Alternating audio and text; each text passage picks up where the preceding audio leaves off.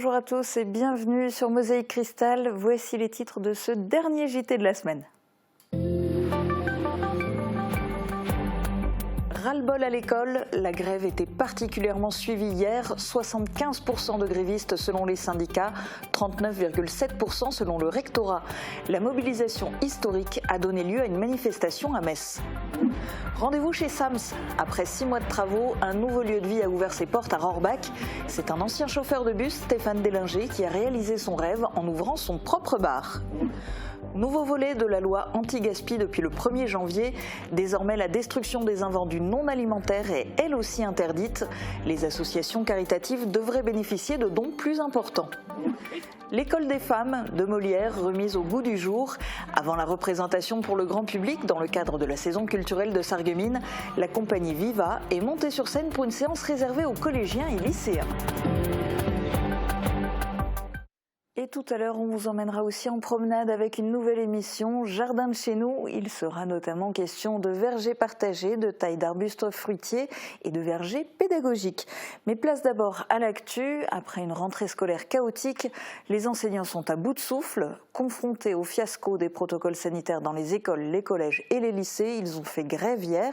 Avec 75% de grévistes en Moselle selon les syndicats et 39,7% selon le rectorat, cette mobilisation historique est appelée à se poursuivre tant la colère gronde dans le corps enseignant.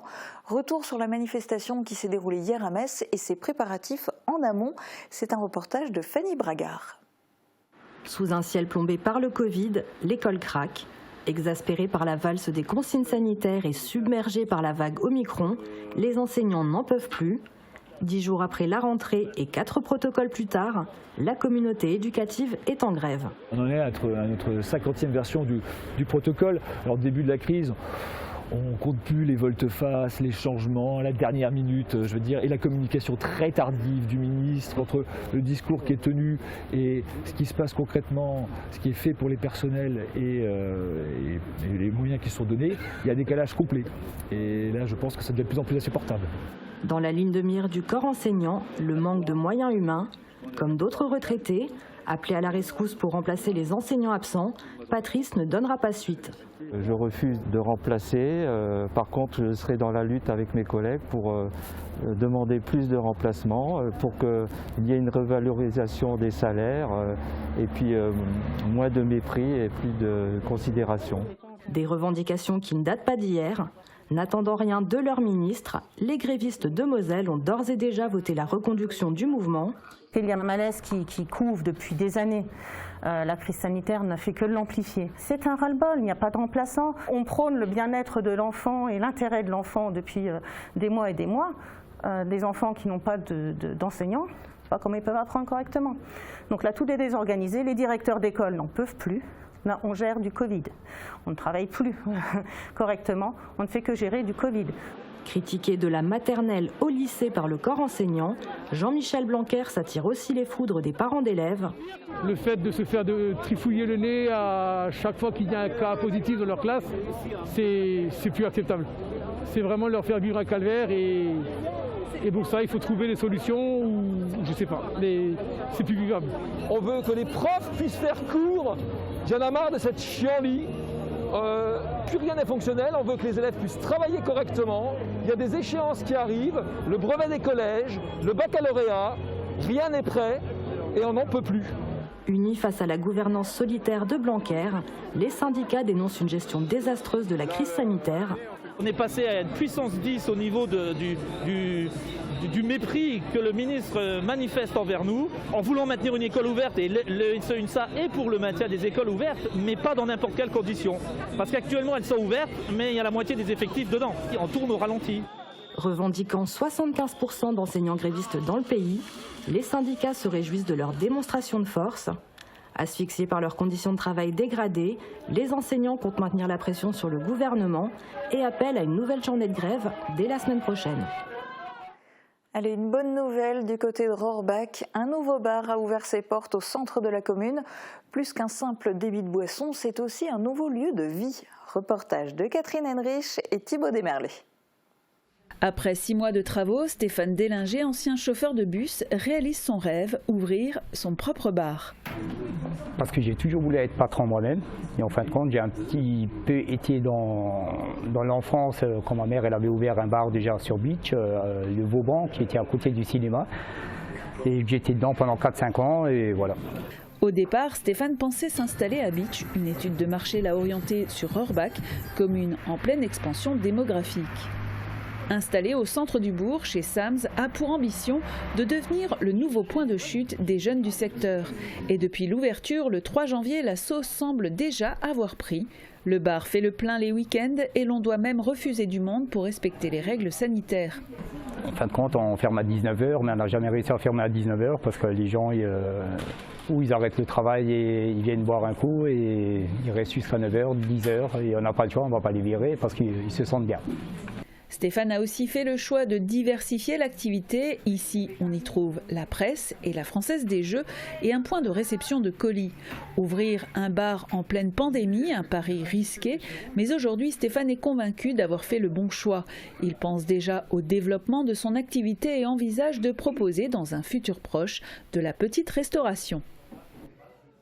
Limiter les déchets, protéger l'environnement et changer les modèles de production et de consommation, tels sont les objectifs de la loi anti-gaspillage pour une économie circulaire. L'un des volets de cette loi concerne le réemploi solidaire. Depuis le 1er janvier, la destruction des invendus non alimentaires est interdite. Les associations caritatives comme les Restos du Cœur devraient donc bénéficier de dons plus importants. Reportage de Grégory Sebag.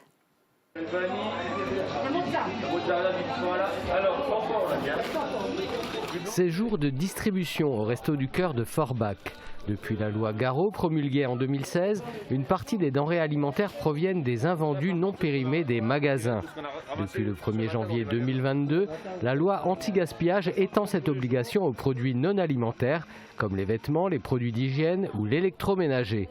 Il est désormais interdit de jeter ou de détruire les invendus qui doivent être recyclés ou faire l'objet d'un don aux associations caritatives. Les Restos du Cœur avaient devancé la loi en nouant déjà des partenariats avec plusieurs enseignes. Ils espèrent pouvoir en profiter pour faire encore mieux. Alors c'est vrai que ça a un intérêt évidemment. Par contre, on a déjà travaillé avec quelques sociétés, par exemple pour du matériel de sport, des vêtements de sport, des vêtements tout court. Donc on a signé également avec des distributeurs d'électroménager. Donc voilà, les choses elles avaient déjà commencé avant. Là on n'est que le 7, donc c'est pas encore cette année que on n'a encore pas vu les changements. Mais disons qu'on avait déjà commencé à travailler avec quelques sociétés avant. Voilà, ça a commencé et puis je pense que ça va se développer, on n'est qu'en début d'année. Grâce à cette loi, les dons devraient donc augmenter et le travail des restos aussi. Entre le ramassage des invendus, le tri, le rangement et la redistribution, une grosse organisation logistique est à mettre en place. Oui, on doit aller chercher et ensuite on doit aussi trouver à qui on redistribue. Donc la question se posait avec des responsables de centre cette semaine, si on a de l'électroménager, on choisit qui ? À qui on le donne. Donc vous voyez, il y a plein de questions qui se posent. Il faudra un peu de temps pour orchestrer ces opérations, mais aussi et surtout de la main-d'œuvre. Les Restos du Cœur sont toujours à la recherche de personnes bénévoles, disponibles, motivées et solidaires. Deux adultes sans porc. Un peu de culture à présent avec l'une des célèbres comédies de Molière, L'École des femmes. Écrite au XVIIe siècle, elle évoque la place de la femme dans la société. Alors, si les choses ont bien évolué depuis, la thématique reste toujours d'actualité. Anthony Magnier de la compagnie Viva l'a réadaptée. Les comédiens l'ont interprétée, pas une, mais 2 fois, sur la scène de l'Hôtel de Ville dans le cadre de la saison culturelle de Sarreguemines. Reportage de Marie-Morgane Pires. Et comme on est dupé par leur dextérité, contre cet accident, j'ai pris mes sûretés. Des grands classiques du théâtre à la sauce contemporaine, c'est l'une des spécialités de la compagnie Viva. Cette semaine, elle a présenté sur la scène de l'Hôtel de Ville sa réadaptation de L'École des femmes de Molière. Écrite en 1662, le dramaturge y mène une réflexion sur la condition de la femme. En effet, Arnolphe craint d'être trompé et rêve d'une épouse ignorante. Il fait alors enfermer la jeune Agnès pour s'assurer sa fidélité. C'est sans compter le jeune Horace qui tombera éperdument amoureux d'elle. Les mêmes personnages sont repris dans cette pièce remise au goût du jour, dans laquelle des séquences humoristiques et très actuelles ont été ajoutées. Je veux l'ouvrir moi. Tu ne l'ouvriras pas. Ni toi non plus. Ni toi. Deux représentations étaient programmées par la ville. Une première à destination des scolaires, à laquelle environ 200 élèves du collège Fulrade et du lycée Jean de Pange ont assisté. Puis une seconde pour le grand public. J'étais sur le balcon à travailler au frais, lorsque je vis passer sous les arbres d'auprès un jeune homme bien fait, qui rencontrant ma vue d'une humble révérence aussitôt me salue. Moi, pour ne point manquer à la civilité, je fis la révérence aussi de mon côté. On se retrouve dans un instant pour filer dans le jardin. Ce sera juste après les prévisions de Météo France pour demain. Couverture et zinguerie, une toiture Moder Habitat apporte sécurité, protection et pérennité par tous les temps. Retrouvez votre programme avec le Crédit Mutuel, partenaire des grands événements de votre région. Une banque qui appartient à ses clients, ça change tout. Bonjour tout le monde, la journée de demain sera ensoleillée avec quelques petits nuages l'après-midi très localement. En soirée et dans la nuit, le ciel sera dégagé, mais attention aux brumes et brouillards qui peuvent prendre un caractère givrant. Côté température, les minimales iront de -2 à -3 degrés et les maximales de 3 à 5 degrés. Demain, pensez à souhaiter une bonne fête au Rémi et il fera jour de 8h24 à 17h05. Passez tous une belle journée et à demain. C'était votre programme avec le Crédit Mutuel, partenaire des grands événements de votre région. Une banque qui appartient à ses clients, ça change tout.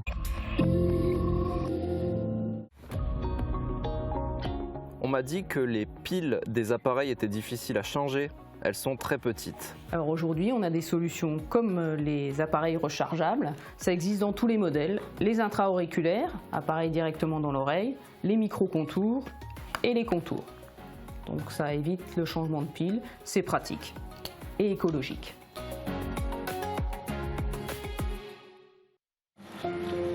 Pause du réseau gaz à Rimsdorf. Aujourd'hui, nous sommes en Alsace, nous pouvons travailler dans le pays de Vils ou dans le pays de Sarreguemines ou même Sarrebourg et nous déplacer ne nous fait pas peur. Enfouissement de la ligne haute tension à Sourtes. Ça permet une sécurisation de l'alimentation électrique du village et aux alentours. Acquisition d'un camion aspirateur dernier cri. Il nous permet d'aller très vite lorsqu'on fait des trous de sondage en milieu urbain et de travailler en toute sécurité. Un partenariat avec le CHS de Sarreguemines et l'association Réhab. Le handicap a sa place dans le milieu du travail. En 2021, WETP et CMIT ont réalisé 500 branchements, posé 30 000 mètres de réseau sec et enfui 10 000 mètres de réseau aérien. GRDF, Enedis et les collectivités locales nous ont une nouvelle fois fait confiance. Le groupe Wagner, ce sont aussi 2500 barrières de sécurité, une flotte de 40 véhicules et surtout 50 salariés qui œuvrent au quotidien. Pour 2022, nous vous adressons tous nos vœux pour relever les défis qui sont les vôtres.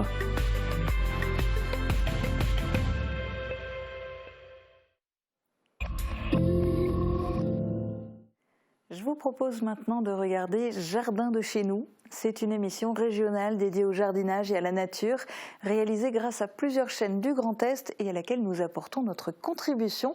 Elle vous est présentée par Aurélie Pavlovitch. Je vous laisse découvrir en vous souhaitant déjà un très bon week-end. Retrouvez Jardin de chez nous avec Inno, votre spécialiste de la piscine et du spa inox Made in Vosges. Retrouvez Jardin de chez nous avec Eurosolaire, votre spécialiste panneaux photovoltaïques Made in Vosges.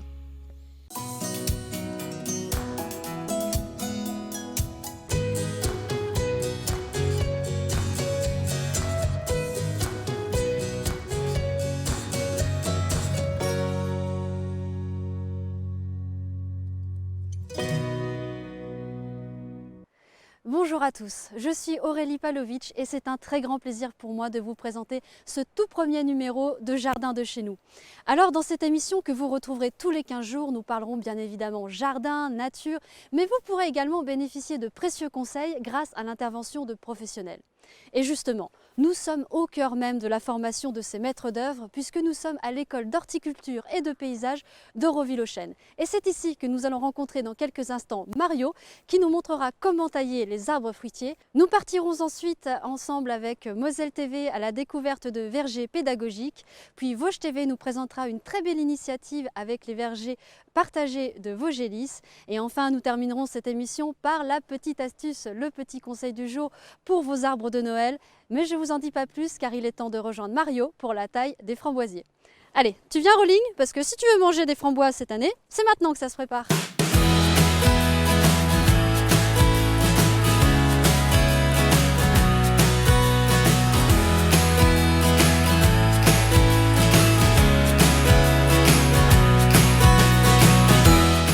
Eh bien bonjour Mario Pierre-Velsin.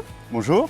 Donc vous êtes enseignant ici à Roville, c'est bien ça? Oui, enseignant formateur en arboriculture fruitière, pépinière, parasitologie. Eh bien merci beaucoup de nous accueillir dans ce merveilleux endroit, le jardin de Madame Aînée. Madame Aînée, véritable jardin nourricier où vous trouvez de la framboise, de la fraise, des asperges. Bah justement, je vois qu'on est dans une véritable forêt de framboises. Vous avez combien de pieds ici? Il y a une centaine de plants à peu près et pour une production totale de 3, 4, 5 km linéaires de framboises quand même. Ah oui, quand même. Voilà. Eh bien écoutez, justement, c'est beaucoup de travail. Et avant de passer à la pratique, à la taille des framboisiers remontants, je vous propose un petit reportage sur les stages dans les vergers pédagogiques. Jean-François Ambroise nous y emmène. C'est un reportage de Moselle TV. Tout ce qui monte tout droit, il faut l'enlever. Là, par exemple, cette branche-là, je vais l'enlever et je vais exploiter juste ce petit moignon-là. La taille est radicale mais nécessaire. Bernard Clavé n'y va pas de main morte avec son sécateur électrique. Ça fait mal, hein? Ouais, ça fait mal. Hein, mais c'est comme ça. Au moins, tu vois, là, il est couronné. Les conseils pour tailler correctement en pommiers et poiriers vont s'enchaîner et il va falloir s'accrocher car le vocabulaire est fourni et technique. Ce stage, organisé cet après-midi à Olvin, ne sera pas de trop pour acquérir les notions essentielles. Sur notre terroir, on a toujours été fortement attaché à une présence fruitière, à une présence, je dirais, moi j'appelle ça ces chapelets verts ou ces ceintures vertes qui entourent nos villages. Aujourd'hui, pour que ça perdure, pour que ce soit pérennisé, quelque part, il faut encourager les jeunes à aller dans ce sens-là. Alors cet après-midi, une quinzaine de jeunes suivent de près les conseils. Aménagé au cœur du village, le verger pédagogique s'adresse aussi aux enfants. De nombreux ateliers nature y sont organisés avec l'école et le périscolaire. Après la taille, place au greffage. Je voudrais que vous repartiez d'ici en connaissant au moins un type de greffe. Et celle que je vais vous montrer, à mon avis, c'est la plus simple à réaliser. Ça s'appelle l'anglaise compliquée. Cet après-midi, les stagiaires sont des particuliers, mais aussi des agents communaux intéressés pour mettre en place un verger école au sein de leur commune. C'est très technique en fait. Bon, ça je le savais déjà. Quand on essaye de chercher tout seul dans son coin, on est vite débordé par tout ça. Et on se rend compte que finalement on ne peut pas et que c'est un projet qui doit être collectif. Et qu'on doit apprendre de ceux qui savent déjà, quoi. On a un projet de verger partagé à Roncourt et je pense que c'est aussi bien d'avoir des contacts et d'être conseillé, d'éviter de faire trop d'erreurs au départ. Donc c'est là où il est bien de pouvoir profiter de l'expérience d'autres. À Olvin, les pommes sont choyées. L'association des arboriculteurs existe depuis les années 60. La commune dispose d'un deuxième verger à l'extérieur du village. En tout, 60 variétés de pommes et de poires sont préservées, entretenues par Bernard Clavé, entre autres, le président de l'association des arboriculteurs et rosiériste de Olvin. Il est l'un des 15 moniteurs à transmettre son savoir au plus grand nombre au travers de rencontres techniques comme celle-ci, organisées par le département de la Moselle. Eh bien, nous sommes de retour à Roville. Ça y est, je suis équipée pour la taille des framboisiers. Alors Mario, par où on commence? Comment on fait? Par où on commence? Déjà par déterminer le type de framboisier. Est-ce que c'est du remontant ou du non remontant? Donc là, on est effectivement sur du framboisier remontant. Il a cette particularité de produire la première année donc, sur la pousse qui vient de sortir. C'est-à-dire que la pousse qui est sortie au mois de mars, avril, mai, juin, va fructifier sur la période estivale jusqu'au gelé. Et on les taille de la même façon? Pas du tout, pas du tout. Ah, non, les variétés remontantes nécessitent une taille un peu particulière pour avoir cette particularité de refructifier pour avoir une deuxième production. Est-ce qu'on a besoin d'outils en particulier? L'idéal, c'est un petit sécateur quand même. Ce que vous pouvez faire, c'est le désinfecter aussi avant, parce qu'on a toujours le souci, et oui, souci de la transmission des problèmes sanitaires sur le végétal. Voilà, le sécateur, et puis une paire de gants, si on n'a pas la peau qui est bien tannée, qui résiste un petit peu plus. Voilà. Oh non, j'ai préféré mettre des gants quand même. Voilà. Et puis une fois qu'on est équipé, identifier correctement la plante, et puis effectivement, donc procéder à la taille, en sachant que la période de taille, novembre à mars. Vous êtes en montagne à 500 mètres d'altitude, privilégiez plutôt une taille sur le printemps que sur la période hivernale. On ne sait jamais, on a toujours des risques de gel relativement importants qui peuvent avoir une incidence sur le végétal. Eh bien écoutez, on passe à la pratique.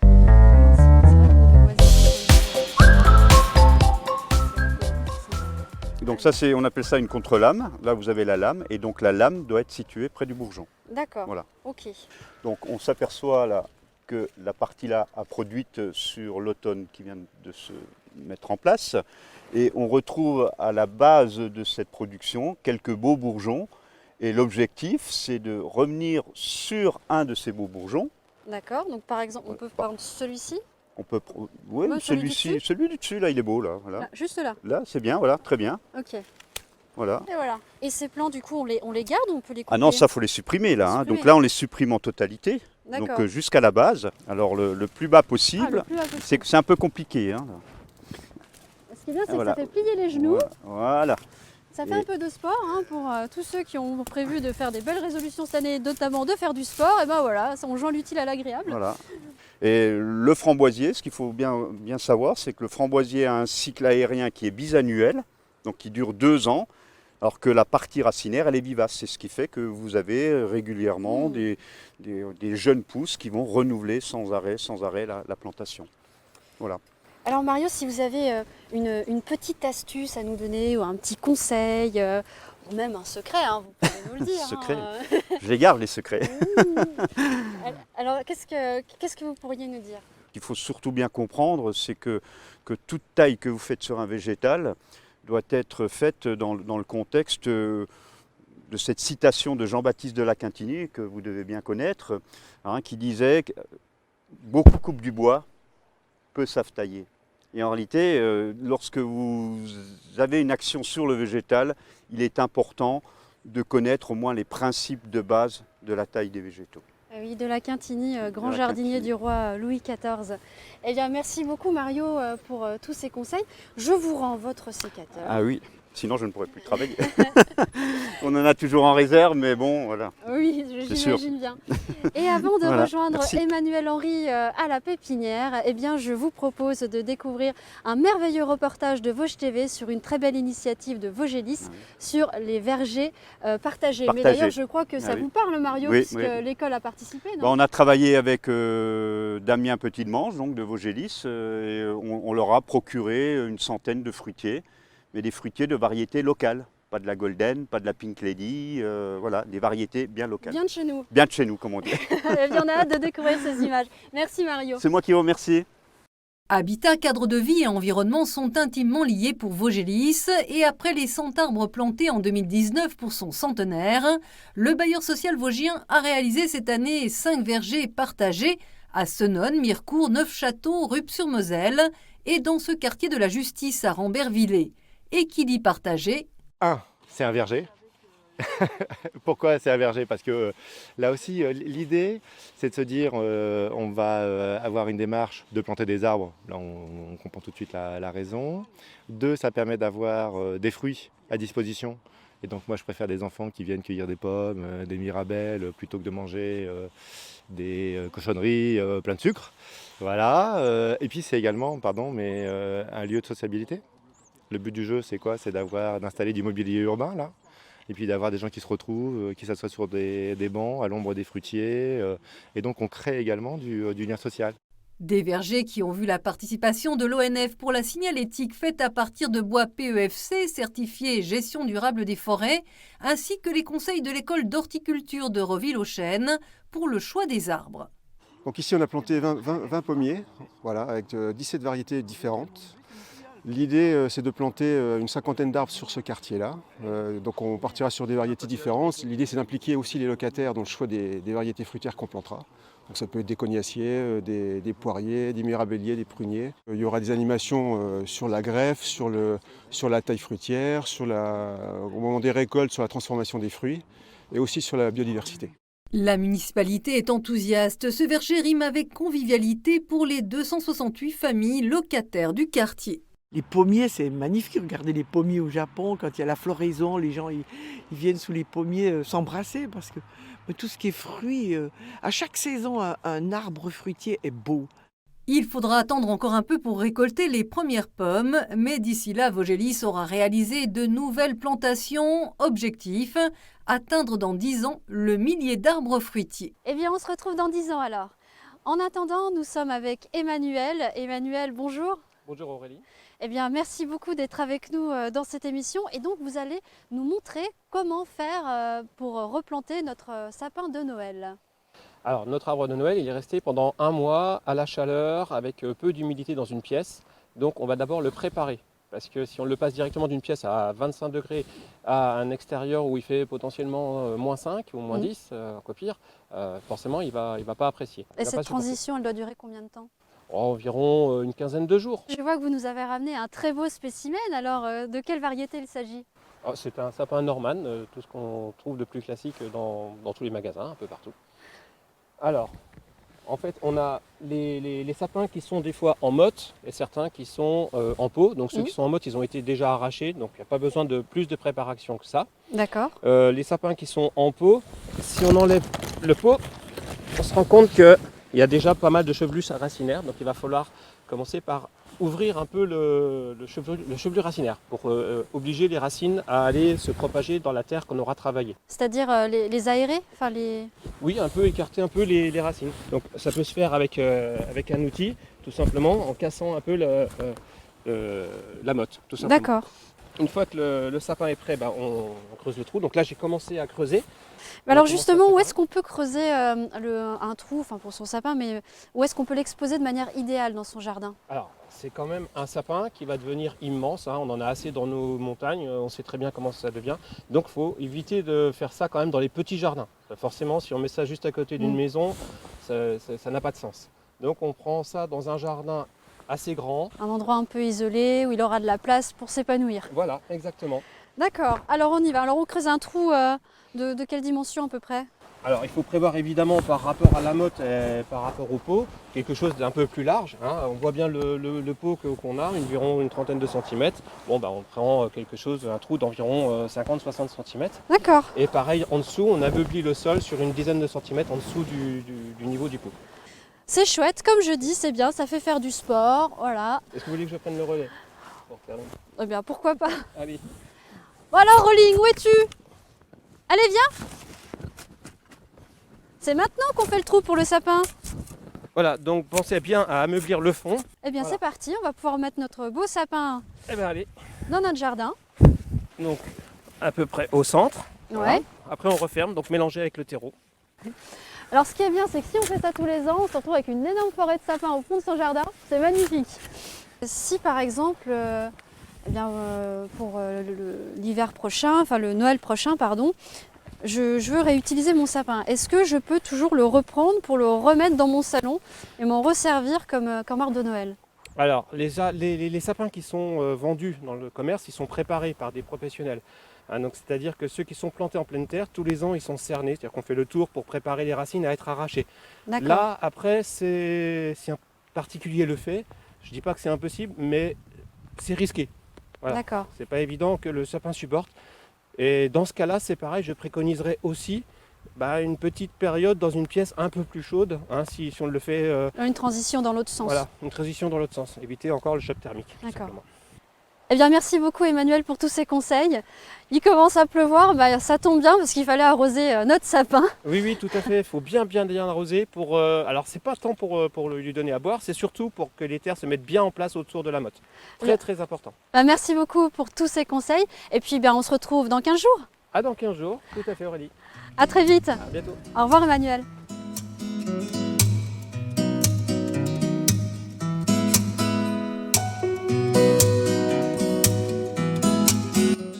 Et bien voilà, c'est déjà la fin de cette émission. J'espère que vous avez pris autant de plaisir à la regarder que nous en avons eu à la préparer.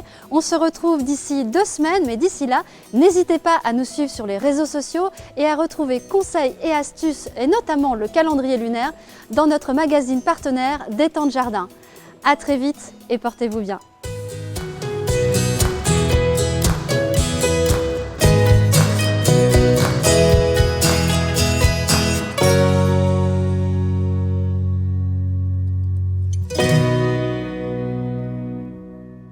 C'était Jardin de chez nous avec Eurosolaire, votre spécialiste panneaux photovoltaïques Made in Vosges. C'était Jardin de chez nous avec Inno, votre spécialiste de la piscine et du spa inox Made in Vosges.